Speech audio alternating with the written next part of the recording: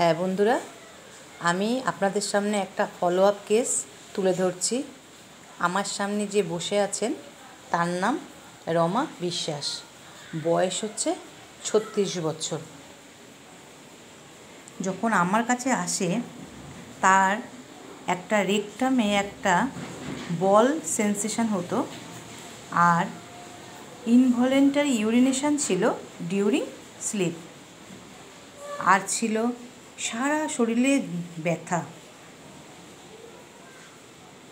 শরীরে ব্যথা এবং ব্যথার জন্য সে ওয়াশরুমে যেতে পারতো না, এবং এক গ্লাস জলের জন্যও কারোর শরণাপন্ন হতো। সে জল না দিলে সে খেতে পারতো না, কেন বিছনা দিয়ে উঠতে পারতো না।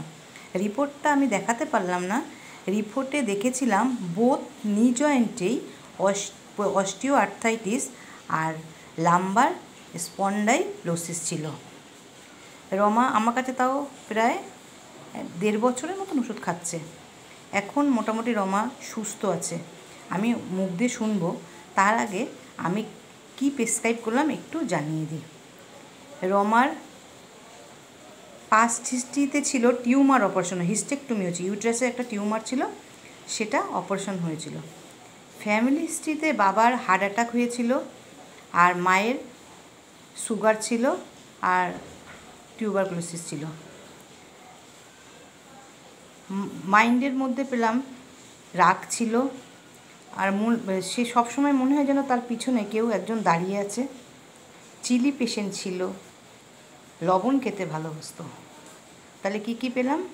আর ছিল ফেসে মোলটা আছে রমা এখন না চলে গেছে? এখন আছে অল্প, আগের মতন নেই, কেন 1.5 বছর ধরে ওষুধ খাচ্ছে তো সেগুলো চলে গেছে মোটামুটি।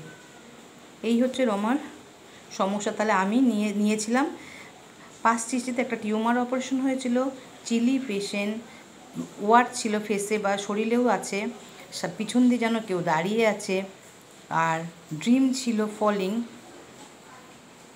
আর লবণ খেতে ভালোবাসতো। এইভাবে রমাকে ওষুধ দিয়ে আমি একবারে করে নিয়েছি।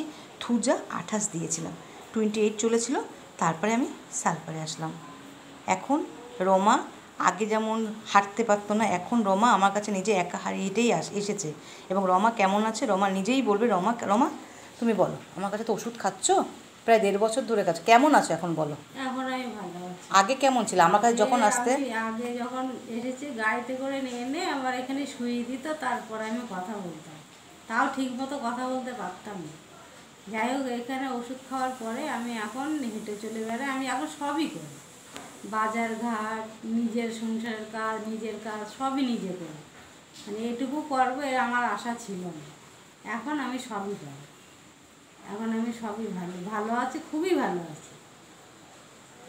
তাহলে দেখুন বন্ধুরা, ক্লাসিক্যাল হোমিওপ্যাথি ট্রিটমেন্টের মাধ্যমে পেশেন্টকে কত ভালো রাখা যায় বা ভালো সুস্থ করা যায়।